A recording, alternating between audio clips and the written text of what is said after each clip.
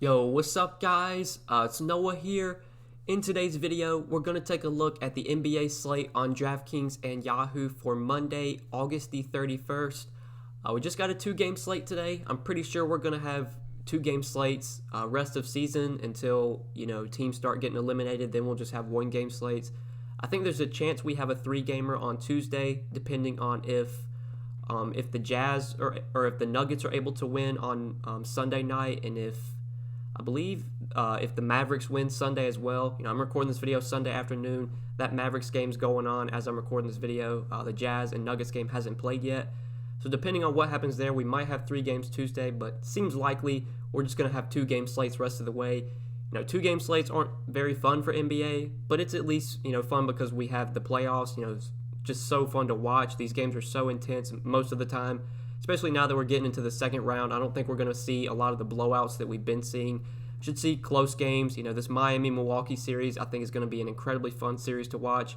I think Miami, I don't know if I'm sure they're big underdogs here. I think Miami could legit, beat Milwaukee. I think they have the talent to do so. Right now I think this game has a 5.5 point spread. Milwaukee favored by 5.5. Honestly, if I could bet in my state, I would probably bet Miami to win this series, because I know you're probably going to get some good odds. I think Miami is legit a team that could make the finals. Hope it's like the Lakers and Miami in the finals. That's kind of what I want to see, honestly. But yeah, we'll take a look at this 2-game slate. We'll start off at point guard. Just before we do get started, guys, as always, would appreciate it if you would hit that like button down below. Hit the subscribe button as well. We're on the road to 20,000 subscribers. If you are new here and you have not subscribed to the channel, please hit that subscribe button. It is free. Also, be sure to click the notification bell so that way you do get notified every time I upload. Also, if you really enjoy my YouTube videos, if you've been watching my YouTube videos for a while and you find them very helpful, if you want to get more content from me, I do have stuff available on Patreon. That is linked down below in the description. This is the last day of the month, so I would recommend, if you want to join the Patreon, I'd recommend waiting till Tuesday, until the 1st of the month, because the way Patreon works, they charge you the day you sign up, and then they charge you at the 1st of the month. If you do sign up today, I will refund you. Just send me a message, let me know that you signed up on Monday, and I'll refund you on Tuesday when you get charged again. But just to make it easier on yourself, probably wait till Tuesday, 1st of the month. That's when I always recommend signing up for Patreon if you do want to sign up. You can still check out the content, though. You can see all that I have to offer. That is linked down below in the description. But yeah, guys, let's go ahead and take a look at point guard for today. So at the top, we got James Harden, 11,300 most expensive point guard. On the slate, overall, he's the second most expensive player behind Giannis. Giannis is $100 more than Harden. So I don't think Harden's going to be my favorite stud to pay up for. I do prefer Giannis today. With Westbrook coming back, that is a slight bump down for Harden. Harden can still go out there and drop 60, 65 Draftkings points with Westbrook healthy, but his usage does take a bit of a hit. He goes from about a 44% usage rate with Westbrook off to about a 36 or 37% usage rate. His fantasy production as well sees a little bit of a hit. Obviously, Harden is still an incredibly productive player, going to go out there and take 20, 25 shots. He can contribute in all categories. He didn't have a great game last game, but a lot of that had due to the blowout. None of the Rockets starters, I believe, played at all in the fourth quarter. Harden only played 28 minutes. Westbrook, even though he was limited, he only played about 24 minutes. I think a lot of the other starters got limited as well. They just didn't need them. They were winning. They won the game by 34 points. I'm pretty sure they were up 30 heading into the fourth quarter. Hopefully this game can stay close. Right now we do have both these games are projected to stay close. Both of these games right now have 5.5 point spreads. I don't expect any blowouts today. I think we're going to see some close games. Harden's fine. It's a 2-game slate. If you want to pay up for him, I'm not going to tell you that's stupid, but I think I would prefer to go to Giannis today, especially because guard is really loaded in the mid-range. I like a lot of these options in the mid-range, whereas forward, it's usually always a pretty weak position compared to guard. We have some options in the mid-range at forward that we could go to, but I'm going to try and pay up for Giannis there. We'll talk more about Giannis when we get to power forward. So then you have Westbrook for 9,700. So they came out and said last game Westbrook was going to play about 25 to 28 minutes. He only played 24 minutes, but I assume if the game would have stayed close, we probably would have got about 28 minutes from Westbrook.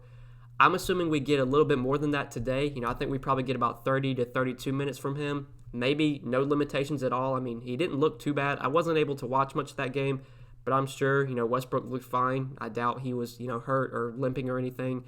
Seemed to be okay. I can't even remember what his injury was. I think it was an ankle injury or quad injury. So I assume he's just going to play a few more minutes than he did last game.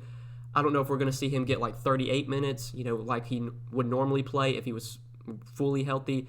Eventually, we're going to see Westbrook get back to playing, 38, 40 minutes a night as he gets more games in.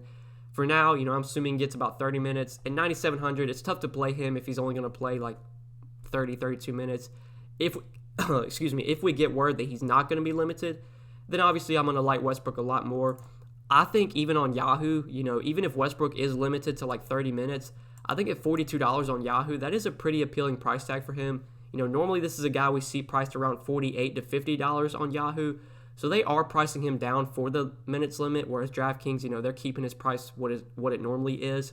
If I was going to play Westbrook, it would be on Yahoo. I actually did have a good amount of him last slate. I had him in like 30% of my lineups. I like the price tag a lot.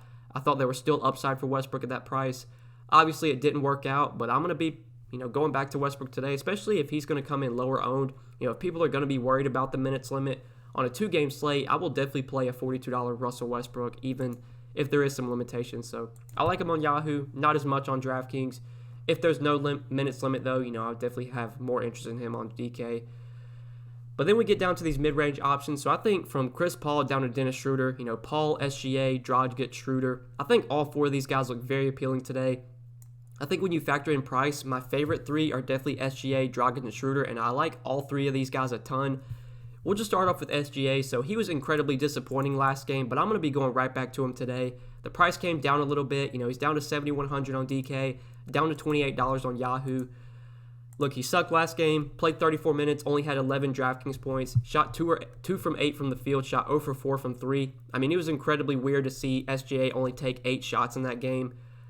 Lou Dort, I believe, took like 16 shots. You don't expect that to happen again. SGA, Schroder, Chris Paul, these are going to be the guys you expect the offensive production to come from.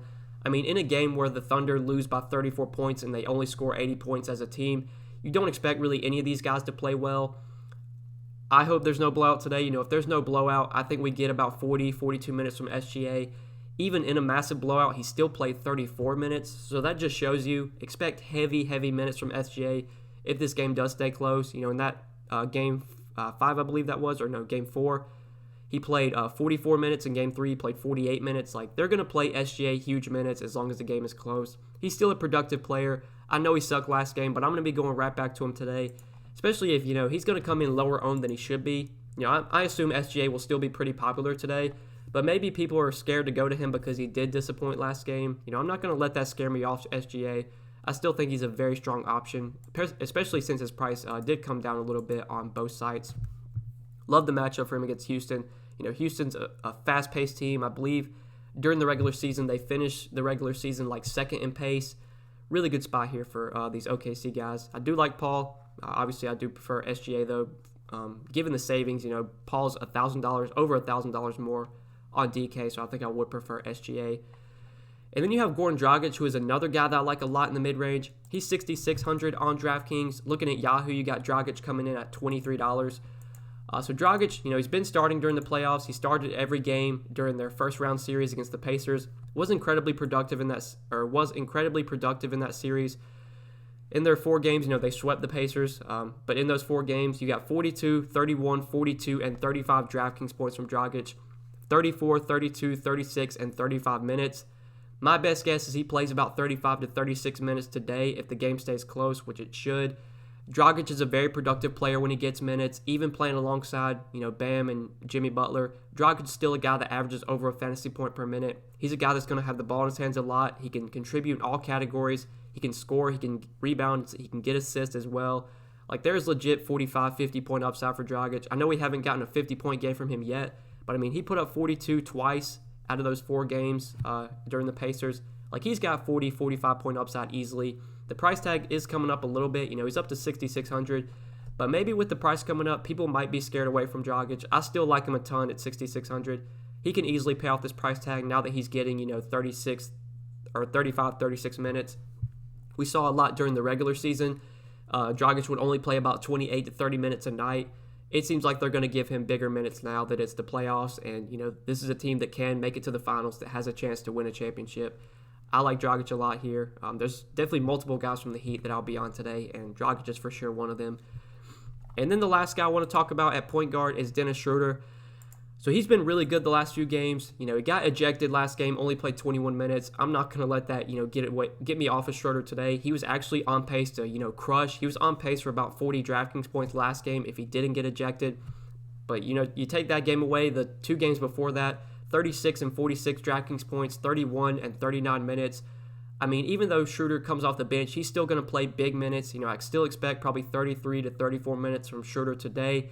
He's a fantasy point per minute player, even playing alongside, SGA, playing alongside Chris Paul.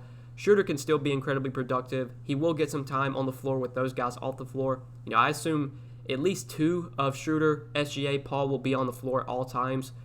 You'll definitely have times, though, where you get Schroder out there without Chris Paul or without SGA. One of those two guys will be on the bench. I definitely like Schroder a lot here, man. I mean, just been playing so well, been so productive. He was really disappointing like the first 2 games in this series, only 11 and 25 DK points, but has looked much better lately, been much more productive, been very aggressive offensively, taking 15, 20 shots a game. I really like Schroder at 6,400. And on Yahoo, I think he looks very appealing over there as well. Coming in at $20, same price as Eric Bledsoe. I would much rather play Dennis Schroder over Eric Bledsoe today. So this mid-range at guard, looks very appealing. SGA, Schroder, Dragic, I like all these guys a ton. And then you got, Bledsoe 5,900. Doubt I go to Bledsoe. Probably only plays about 28, 30 minutes. It doesn't seem like they're going to give Bledsoe 35, 36 minutes like they will to Giannis. It's just hard to trust Bledsoe. The minutes just aren't high enough for me. The price tag's still somewhat high at 5,900. I would just rather get to Schroder if I can. I mean, George Hill's not the worst value play. George Hill will get about mid-20s in minutes off the bench. 23 minutes last 2 games against the Magic. If I had to guess, he probably plays about 23, 24 minutes today. Hill can give you 25 DraftKings points in 24 minutes and be a solid play at his price. If you're desperate for value, I don't mind Hill, but I think I'm going to be, living in the mid-range at point guard today with the 3 guys I talked about. So let's go ahead and move on to shooting guard now. You got Jimmy Butler here, 8,100.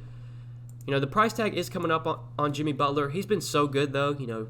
Pretty much every game in the series against the Pacers besides the last one, Butler was incredibly productive. He did get hurt in that game. I believe he missed a lot of time because of injury, but ultimately was able to finish out the game. But you take away that game when he got hurt, 48, 38, 48 DraftKings points. Been really productive. This is a spot where you expect Jimmy Butler to probably play about 40 minutes a night. I assume either him, Jay Crowder, Iguodala, or Bam, one of those 4 guys is probably going to be needed to guard Giannis. I do like Jimmy Butler. I just don't know if I can consider him like a core play today. I don't think he's someone I want to go out of my way to play, especially when you have Schroder, SGA, Dragic, these guys that could definitely outscore Butler, and they're way cheaper. I don't mind Butler. He'll definitely be in my player pool, but I just don't think he's going to be a guy I force in, a guy that I really build around. If I'm playing one lineup today, I don't think Jimmy Butler makes it into my one lineup. So taking a look at other guys, Eric Gordon was someone I didn't like too much last slate. I still had a decent amount of him, like 20 or 30%. He was actually in one of my better lineups on Yahoo that did well. Had Gordon in it. He still wasn't a guy that I played a ton last slate. Just kind of got lucky that, he was in one of my good lineups. He put up 33 DraftKings points in 32 minutes. I didn't like him that much because Westbrook coming back, I think, was definitely was a hit for Eric Gordon. Just not as much usage for Gordon when you have Westbrook on the floor alongside Harden. But he was still pretty productive. He took 17 shots, was 0 for 3 from 3, but still had 17 field goal attempts. He did start as well. I thought they were going to move Gordon to the bench and keep Daniel House in the starting lineup, but they actually, started Gordon and then moved House to the bench. With Gordon starting, you do expect him to play about 30 to 32 minutes. He probably gets a few more minutes than that if I had to guess. Probably gets about 35, 36. He was definitely limited last game because of the blowout, lost minutes because of that. My best guess is we get about 35 to 36 minutes from Eric Gordon today. He shouldn't be as productive with Westbrook back now, but still a guy that can give you 30, 35 DK points if he's playing, 35, 36 minutes. I don't mind him. He's just not someone that I'm going to be heavy on like I have been. When Westbrook was out for those few games, I was playing Eric Gordon pretty much every slate. I'm not going to be as high on him now. I'm definitely going to still have him in my player pool. He'll get into some of my lineups, like especially on Yahoo with how their positions shake out. You have to play at least one small forward on Yahoo. You have Middleton for 29, Gordon for 20, House for 16, Duncan Robinson for 14, and then I think the only other guy that I would consider playing at small forward is Iguodala, and we're going to talk about him. I do like Iguodala today. So you really only have 5 playable small forwards on Yahoo. So obviously, with just 5 options at the position, Gordon's going to make it into some of my Yahoo lineups. On DraftKings, though, where you have, guys playing you can play at multiple positions, just don't think Gordon's going to be someone I really force in on DK. Tyler Hero, going to play about 32, 34 minutes off the bench. Doesn't give you a ton of upside for a $5,500 salary. I mean, at this price, I'm looking for about 36 DraftKings points. Sure, Hero can get there. He can get hot from the field. But with Jimmy Butler healthy, with Dragic healthy, rarely do I play Tyler Hero. It seems like he's going to close out games, though. It seems like he's going to get the minutes. So I don't mind him. Just, again, not someone I feel like is going to make it into, like, my optimal lineup or my core. I just don't think he's going to be a guy I look to, jam in today. Duncan Robinson's fine as a value play. Probably going to get about 28 to 30 minutes. He's someone that can get hot from the field. Milwaukee does allow a lot of three-point attempts. They're a team that plays at an incredibly fast pace. Milwaukee did lead the league in pace during the regular season. So the matchup sets up pretty well for Duncan Robinson. He's not that cheap, though. He's $4,900. I really liked him that day. He was $3,900, and he had his best game with 34 DK points. At $4,900, he's still viable on a 2-game slate. Just, again, not a guy I feel like I'm going to be building around. Not going to be someone I go too heavy on. But then talking about value plays, if we're going under 4K, there's actually a value play I do like here. Andre Iguodala, $3,500 on DraftKings. If we're talking about values under 4K, just looking at this slate as a whole, I think Iguodala is the top value under 4K. He doesn't start. He comes off the bench, but it seems like Iguodala is going to close out games over Jay Crowder. Their closing lineup recently has been Dragic, Hero, Iguodala, Butler, and Bam. They haven't been closing with Duncan Robinson. Like, Duncan Robinson hasn't been in the closing lineup. Jay Crowder hasn't been in the closing lineup either. I assume they just continue to run that lineup out there. In the fourth quarter when the game's coming down to the wire, Iguodala and Hero are going to be out there over Robinson and Crowder. That doesn't mean Robinson and Crowder can't be viable for DFS. It definitely hurts them a little bit, though. Iguodala, though, we know he should be out there in the fourth quarter. It's what they've been doing recently. Should get about 26 to 28 minutes. Iguodala can defend. He might be someone they use here against Giannis. I don't know if he matches up too well one-on-one against Giannis because of how big Giannis is. I'm pretty sure when these teams played during the regular season, Bam was actually the guy that defended Giannis. So maybe that's what they do today. I'm not really sure. But for $3,500, getting 26, 28 minutes from Iguodala, like, he's not a great point-per-minute player, but he is someone that can contribute in all categories, can literally he can get points, rebounds, assists, blocks, steals. Like, he can contribute in every category, can just give you a little bit of everything. He's not scoring dependent. I like Iguodala as a value play today, especially given the lack of value we do have on this 2-game slate. He's one of my favorite punt options. $3,500 on DK, very cheap on Yahoo, $10 over there. Definitely like him on Yahoo because of how weak the small forward position is, and because blocks and steals are also worth 3 points on Yahoo. So, Iguodala was able to get 4 steals and 1 block last game. So he had 25 fantasy points on Yahoo, whereas on DK he had like 21, I believe. Definitely benefits from the defensive stats boost that you get on Yahoo. I do like Iggy here as a value. I think he probably plays close to 30 minutes, even off the bench. And for $3,500, I would say it's pretty hard for him to just completely, wipe out your lineups. Even if he gets you like 15 to 20, he's not going to kill you at his price. And there's upside for him to get, 25, close to 30 if he, makes a couple threes, gets some defensive stats. There's upside for Iguodala at this really cheap price. So I do like him as a punt play today. But yeah, let's go ahead and move on to small forward now. So you got Chris Middleton here for $7,900. Don't love Middleton on this slate. I just think he's too expensive on DraftKings. If I was going to pay up for small forward, I'd rather play Butler over Middleton. If I was going to play Middleton, it would be on Yahoo just because of how bad the small forward position is and because you only have 4 or 5 playable options. Also, Middleton, he's not as expensive on Yahoo as he is on DraftKings. Like, if you compare his price to Jimmy Butler, like, there's only a $200 difference on DraftKings, whereas Butler is $37 and Middleton's $29, so that's an $8 difference, which is a pretty big difference on Yahoo. DraftKings, they're pretty much identically priced. I would just much rather play Jimmy Butler. Gordon, we talked about, he's fine, but don't love him now that Westbrook's back. Gallo, his price is coming down to $6K. He's been so bad recently, though. Last 2 games, just 14 and 8 DraftKings points. Definitely lost minutes because of the blowout last game, but still sucked regardless of that. 0 for 5 from the field, 0 for 3 from 3. Just hasn't looked great. I still don't mind playing Gallo today with the price coming down. It's also, his price also came down on Yahoo. He's down to $19. I think he is viable here. I'm not going to let the, 2 bad games scare me off of Gallo, especially on a 2-game slate. I mean, we can't get too picky. We don't have a ton of options. But I think straight up, if I'm looking in that price range, I would probably rather go to Robert Covington. Covington was another guy that was just looking really bad, but broke out in a big way last game. 31 minutes, 43 DraftKings points. Shot incredibly well from the field, 57% from the field, 54% from 3. Did have 22 points, but was able to chip in with 7 rebounds, 3 assists, and 3 steals to go along with his 22 points. I mean, Covington, not a guy that's too scoring dependent. He can get rebounds, definitely because of how this Houston team plays small ball. That does allow Covington to get, 6, 7, 8 rebounds a game. He can legit double-double if some rebounds fall his way. He can get a few assists. He can definitely get defensive stats as well. I do like Covington quite a bit at 5,800. I think he looks better than Gallo. I feel a little bit better about Covington. I also think Covington plays more minutes than Gallo. So if I had to choose between those two guys, I would prefer Covington. But both are definitely in play for me. Daniel House, last game came off the bench, still played 28 minutes in a blowout win, 22 DraftKings points. He definitely takes a hit now that Westbrook's back, but he should still get probably 30, 32 minutes off the bench. The Rockets, they do run a very tight rotation. They don't give too many guys off the bench many minutes. Like Austin Rivers is barely playing right now. Macklemore doesn't get a ton of runs. So it's really just Daniel House and Jeff Green, the 2 guys that get big minutes off the bench. So definitely have interest in House. I'm not as interested in him as I was before Westbrook was back. Now that Westbrook's back, that definitely hurts House. But he's still viable on a short slate. I think between him or Duncan Robinson, I think I'd probably rather play Daniel House. Then you got Lou Dort, going to play big minutes, only played 23 minutes last game, but again, that was due to blowout. He took 16 shots last game, was 3 for 6 from the field, shot 18% from the field, and was 0 for 9 from 3. I'm pretty sure they just left him open the whole game and just let him shoot, and he didn't make anything.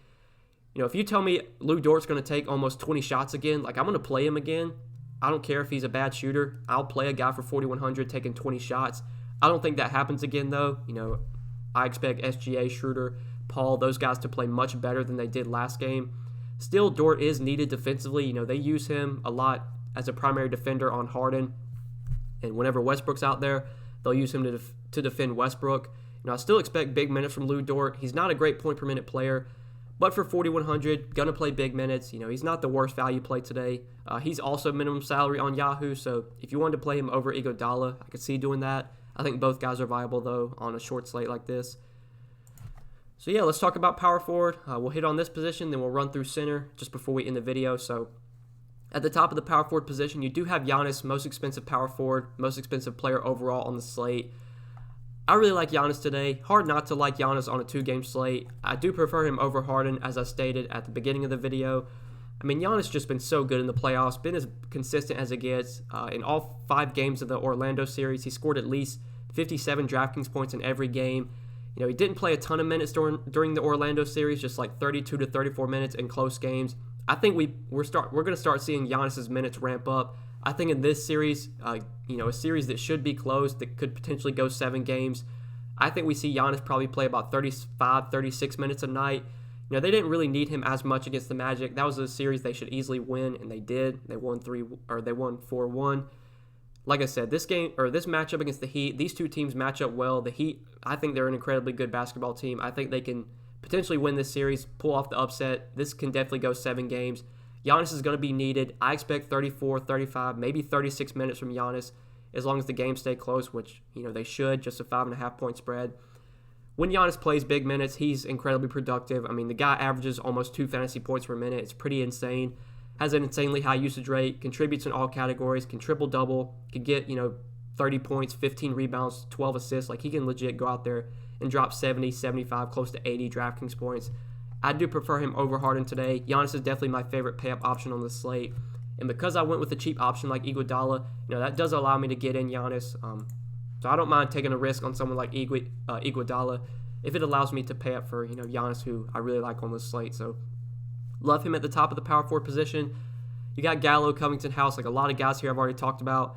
Only guy that I want to mention that I haven't talked about yet is Jay Crowder. 4,500. I think Jay Crowder is definitely viable as a cheap option, especially if you're trying to pay up for Giannis. You need some value. Crowder not going to play big minutes. Probably only gets about 26 to 28 minutes. He's probably going to be needed defensively though to stop, Giannis. I assume Crowder will play some D on Giannis at some points in this game. Crowder can defend pretty well. He's one of these guys that isn't a great point per minute player. You're going to need him to knock down a couple threes to grab close to 10 rebounds to pay off his price. But he can do that. It is a pace-up spot here against the Milwaukee Bucks, who do play at the fastest pace in the league. I like Crowder as a value. I think for 4,500, he's definitely viable. Someone that will for sure be in my player pool. If I'm playing multiple lineups on DraftKings, Crowder will definitely be in my will make it into some of my lineups. If I'm playing one lineup, I don't know if Crowder makes it into my one lineup, but definitely someone I would have in my player pool today. But I think that's it for power forward. I think Marvin Williams had a decent game last game. Definitely benefited though, maybe due to blowout. 22 minutes, 24 DK points. I'm probably not going to chase that. I'll let others chase that. I assume, Marvin Williams only plays about 15 minutes today, especially because this is a series where you want the starters out there. You don't want to be running the bench too heavily against a really good Heat team. I just don't think this is a series where you see, the Bucks bring 6-7 guys off their bench. I think they're going to tighten up their rotation. A couple of guys are going to get DNP'd that were playing before. Marvin Williams, I still expect him to come off the bench and play some minutes, but not nearly as many minutes as he had in the Orlando series. So I'm not going to chase that. I'll let others do that. That's really it for power forward. Let's move on to center real quick just before we end the video. So center, a pretty weak position today. Not a ton of playable guys. At the top, you got Bam for 7,700. No problems with Bam here, especially with how bad the center position is. You have to play at least one center. Bam's definitely viable for 7,700. I think when you factor in price, though, my favorite play is probably Steven Adams. I haven't played Steven Adams much so far in this series. I've just been worried about his minutes. He did play 25 minutes last game in a blowout. He was incredibly productive, doubled in 25 minutes, had 31 DraftKings points. I expect Adams to be productive when he's on the floor. I just don't know how many minutes they're going to play him. Will they play him 25, 26 minutes? Will they play him 30 minutes? Will they play him 35 minutes? We just don't really know. I don't mind taking the risk on Adams, though, especially with how bad the center position is. Adams can easily go out there and double in close to 30 minutes, give you a couple blocks as well.